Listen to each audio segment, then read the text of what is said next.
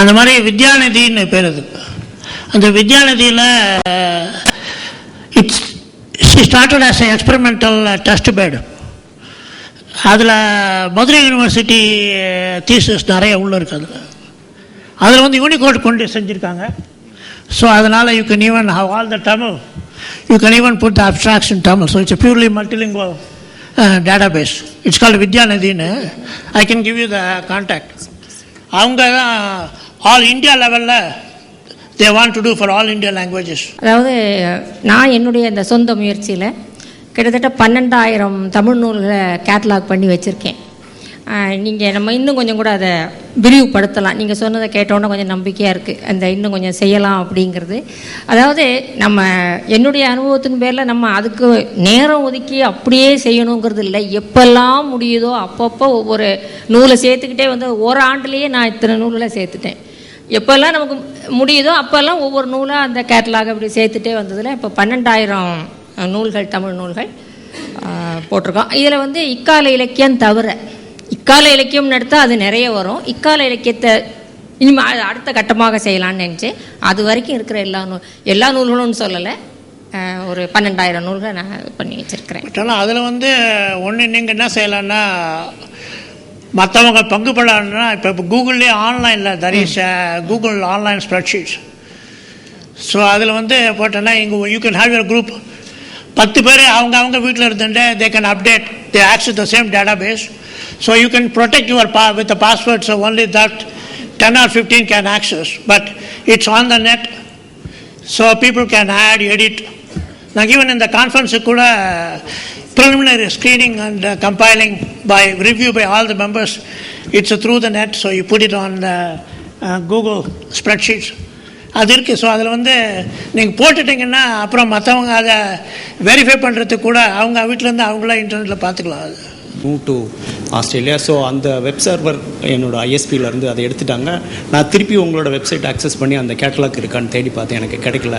முடிஞ்சால் அதுக்கு எனக்கு உதவி பண்ணிங்கன்னா நல்லாயிருக்கும்னு நினைக்கிறேன்.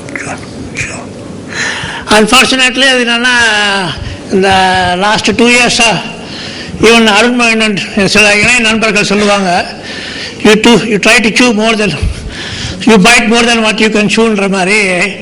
I have my hands on many. So அதனால தான் now I am trying to trim down.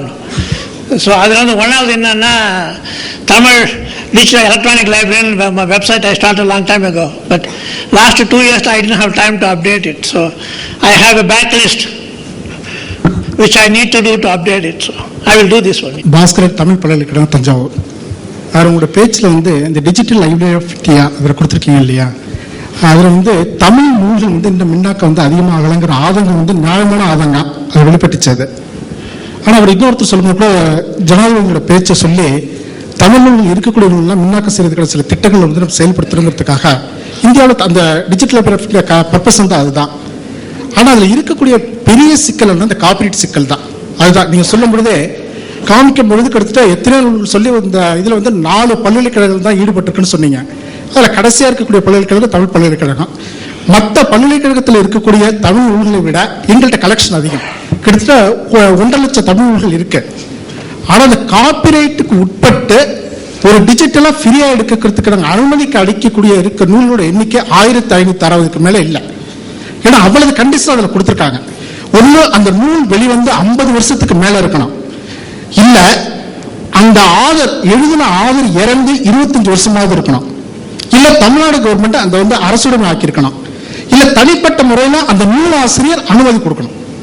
இந்த கண்டிஷன்லாம் பார்க்கும்பொழுது பார்த்தீங்கன்னா கிட்டத்தட்ட 1.5 லட்சம் இருக்கக்கூடிய நூல்கள் எங்களுக்கு 1560க்கு மேலே பண்ணல. கிட்டத்தட்ட இந்த திட்டத்தை செயல்படுத்துறதுக்காக 50 லட்சம் ரூபாய் மதிப்புள்ள ஸ்கேனர் வந்து ஒரு 5 ஸ்கேனர் இருந்து இந்த நூலுக்கு மேல செய்ய முடியாம தொகையும் இருந்து அதுக்கான எக்யூப்மெண்ட்ஸ் இருந்து மேன் பவர் இருந்து இந்த சட்டத்திட்டங்களுக்காக ஒண்ணுமே பண்ண முடியல.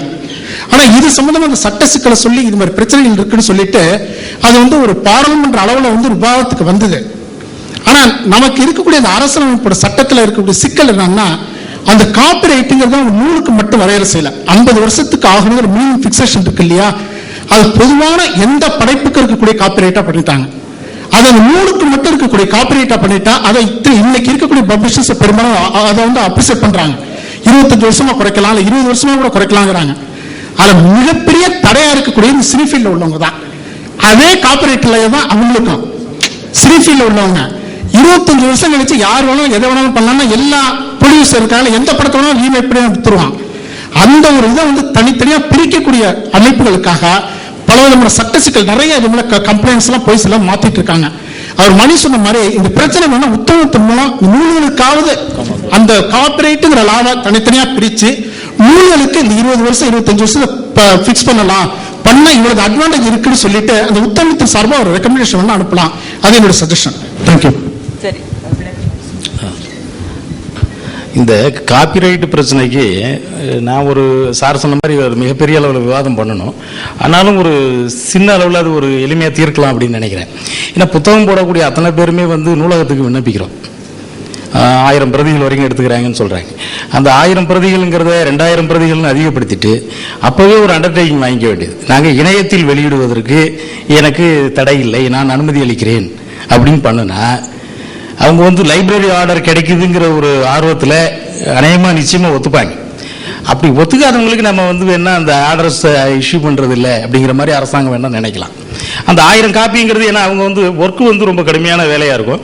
அந்த 1000 காப்பிங்கிறத நம்ம ஒரு 2000 காப்பியாவோ அதுக்கு தகுந்த மாதிரி ஏதோ அந்த மாதிரி பண்ணிக்கலாம். அந்த மாதிரி பண்ணால் நமக்கு இந்த பிரச்சனையில் கிட்டத்தட்ட ஒரு பாதி அளவுக்கு தீர்வு வருங்கிற நம்பிக்கை எனக்கு இருக்குது. அதனால் அந்த மாதிரி கூட அதை நினச்சி பார்க்கலாம். இந்த காப்புரிமை பத்தி இப்ப பேசுறப்போ நான் அமெரிக்கன், என்னுடைய கண்ணோட்டம் வேறையா இருக்கும்.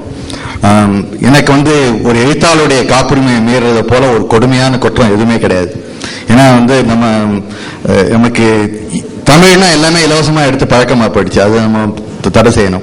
சினிமாக்காரங்க ஏன் அந்த மாதிரி குதிக்கிறாங்கன்னா படம் வரத்துக்கு முன்னாடியே டிவிடி வெளியில வந்ததுன்னா அதோட அதனால கற்பனை கூட பண்ண முடியல. அவ்வளவு செலவு பண்ணி அவங்க எடுக்கிறாங்க. அதை நம்ம திருடுதான், அது பச்சையா திருடுறது. நம்ம வந்து பக்கத்து வீட்டுல போய் திருட மாட்டோம்.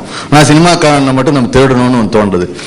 எழுத்தாளர் அவங்க எழுதி வாழ்க்கையில எத்தனை புத்தகம் எழுத போறாங்க, அதுல வந்து ஒன்னும் கோடீஸ்வரன் ஆக போறது கிடையாது. அதுல கூட நம்ம காசு கொடுக்காம வாங்குறது சரியில்லை. இப்ப வந்து அதே மாதிரி அரசாங்கம் தான் அவங்களுக்கு எல்லாம் காசை கொடுத்துட்டு அதை டிஜிட்டைஸ் பண்ணணும்னு எதிர்பார்க்கறதும் சரிப்பட்டு வராது. அதனால இதெல்லாம் வந்து நம்ம மக்கள் நம்மளுடைய பண்பாட்டை மாத்திக்கணும். எதை எடுத்தாலும் தமிழ்னு வந்தா நம்ம காசு கொடுக்கறோம் அப்படின்ற ஒரு பண்பாடு நமக்கு வரணும். முதல்ல அரசர்கள் புரவலர்கள் கொடுத்தாங்க. இப்ப நம்ம தான் அரசர்கள், நம்ம தான் புரவலர்கள், நம்ம காசு கொடுக்கணும். அங்க ஆராய்ச்சி செய்யறவர்களுக்கு தேடுறதுக்கு தேவையா இருக்கிறதுக்காக தான் டிஜிட்டைஸ் பண்றது பயனுள்ளதா இருக்கலாம். ஆனா அதுல கூட வந்து எனக்கு என்னன்னா எப்ப நீங்க வந்து டிஜிட்டைஸ் பண்ணிட்டீங்களோ அப்ப வந்து காப்பிரைட் வயலேஷன் வரும். இதனாலதான் வந்து அமெரிக்கா மட்டும் இல்ல, மேற்கத்திய நாடுகள்ல கூகுளுக்கும் அந்த நூலகங்களுக்கும் பெரிய சண்டை வர்றதுக்கு காரணம் அதுதான்.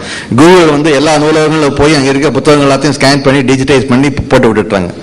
இப்ப வந்து அந்த ஆத்தர்ஸுக்கு வந்து இந்த காப்பிரைட் வயலேட் பண்ண மாட்டோம்னு சொல்லி உறுதி கொடுத்து அந்த நூலகங்களை வச்சுட்டு இருந்தவங்க நூலகங்களுக்கு பொறுப்பு இருக்கு. இப்ப ஒரு எழுத்தாளன் வந்து கூகுள்ல வந்து வழக்கு தொடர மாட்டான். எந்த நூலகத்திலிருந்து அவன் திருடினானோ அந்த நூலை திருட்டுதான், கூகுள் செய்து திருடுதான். அதனாலதான் வந்து அங்க வழக்கெல்லாம் போட்டு ஐரோப்பால வந்து பண்ண முடியாது. அமெரிக்கால வந்து கொஞ்சம் ஏமாத்திட்டு இருக்காங்க. அங்கேயும் வந்து 75 ஆண்டுலாம் இருக்கு.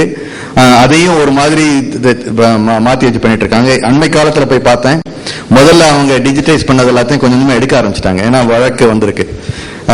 இது சிக்கல் அப்படின்னு நினைச்சீங்கன்னா சிக்கல்.